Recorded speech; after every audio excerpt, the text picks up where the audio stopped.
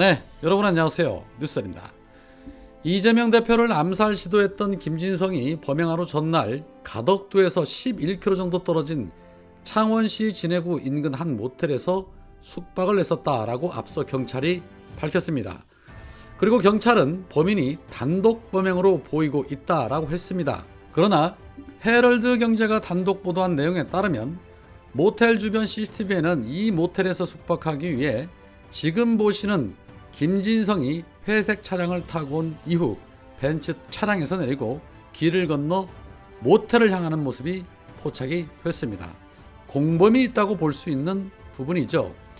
분명히 경찰은 피해자가 공범은 없고 개인적으로 범행을 했다고 진술했다며 앞으로 수사에서 배우의 여부와 공범 및 조력자 여부, 피의자가 주로 본 유튜브가 무엇인지에 대해서 중점적으로 수사할 것이다 라고 밝혔습니다. 범인의 동선을 추적하고 CCTV를 확보했을 경찰이 이를 몰랐을 리가 없었을 텐데 왜 경찰은 애초에 저렇게 발표를 안 했을까요? 범인은 단독 범행이라고 하지만 확인해본 결과 다른 차량에서 내린 부분이 확인됐다라고 발표를 했었어야 했습니다. 물론 차량에서 내렸다 해서 무턱대고 공범이라고 확신할 수는 없겠죠. 또한 어제 조선일보는 단독 보도를 통해서 이재명 습격범 범행 장소 10분 거리 모텔에 머물렀다라는 보도를 통해 범인이 7시 58분에 범인이 도로를 건너와 모텔에 들어가기 전 건물을 올려다보는 영상이 확보됐다라는 보도를 한 바 있습니다. 헤럴드 경제와 조선일보 보도의 영상을 합치면 범인이 차에서 내려 건물을 쳐다보는 것까지 한 영상임이 곧바로 확인이 되는데 왜 조선일보는 범인이 차에서 내린 부분에 대해서는 전혀 보도를 하지 않고 잘라내기를 했을까요? 설마 한 영상을 두고 헤럴드 경제 따로 조선일보 따로 반반 잘라서 영상을 제공받았다라고 하지는 않을는지 모르겠습니다. 얼마 전 유명을 달리했던 이선균 배우, 사건은 굳이 알고 싶지도 않은데 실시간으로 수사 상황이 흘러나오던 것과 비교를 해보면 범인에 대한 경찰의 수사 발표나 언론의 보도가 너무 소극적인 것 같다라는 것을 알 수 있는데 그런데 주말이라서 그런 걸까요?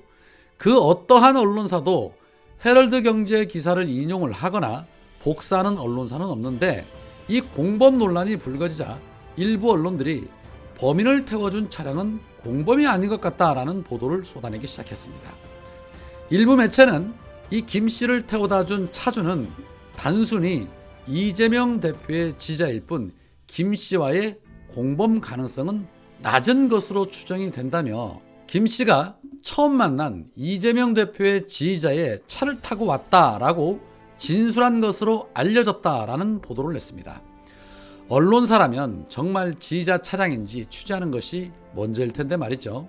자, 어느 게 진실인지 경찰의 수사 결과 발표가 있을 때까지는 섣불리 예단할 수는 없지만 그런데 이재명 대표가 대통령이 되기는 되려나 봅니다.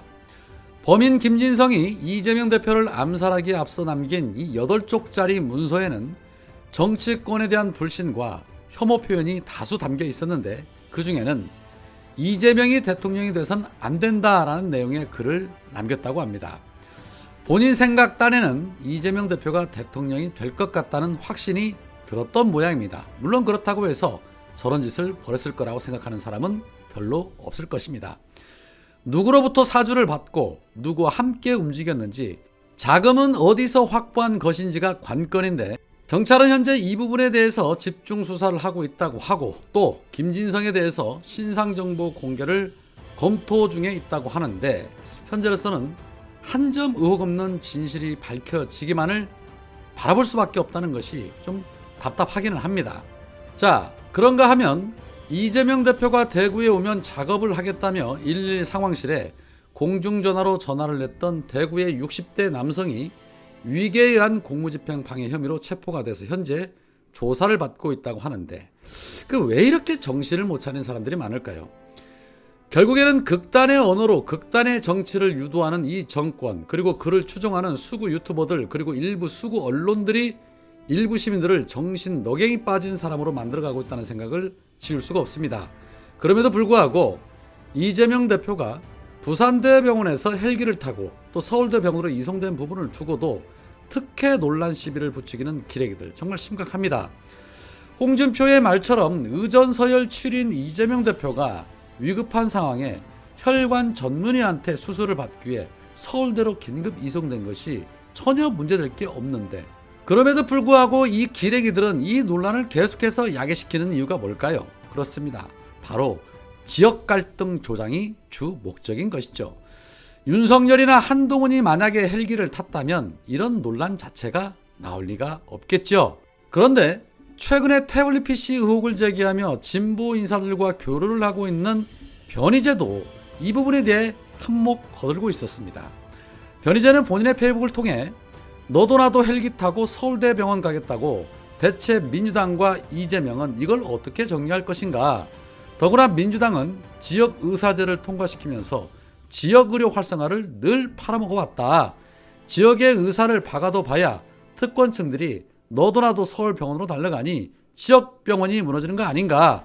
이재명이 그 적나라한 사례를 실방으로 보여준 것이다.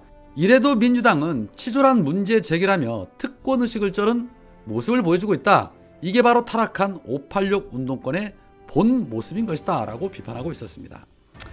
누누이 말씀을 드리지만 이 변희재는 이재명 대표를 무척 싫어하는 인물이고, 여러 차례 이재명 대표를 욕했던 인물이며 이재명 지지자들을 비판해왔던 인물입니다.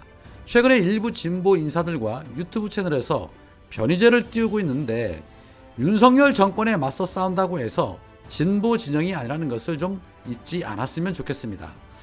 이준석이 윤석열 정권 행태에 대해서 비판을 한다고 해서 이준석이 우리 편이 될 수 없는 것과 같은 이치인 것입니다. 윤석열이 대선 후보 시절에 특검을 왜 거부합니까? 죄를 졌으니까 거부하는 겁니다. 진상을 밝히고 조사를 하면 감옥에 가기 때문에 못하는 겁니다 라고 발언한 바 있습니다. 윤석열의 말을 그대로 인용을 하면 윤석열이 김건희 특검을 왜 거부하겠습니까? 죄를 졌으니까 거부하는 겁니다.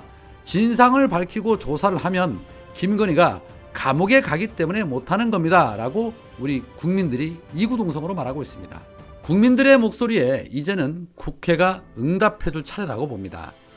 자, 그런 가운데 오늘 한동훈과 왕수박이었던 이상민이 만났습니다. 한동훈은 이상민에게 정말 뵙고 싶었다. 제가 얼마 전 대전에 갔을 때 뵈었어야 하는데 라고 했고, 이상민은 왼쪽이든 오른쪽이든 모두 정답을 찾겠다는 말씀은 진짜 정치권에 주는 큰 울림이라고 생각을 한다.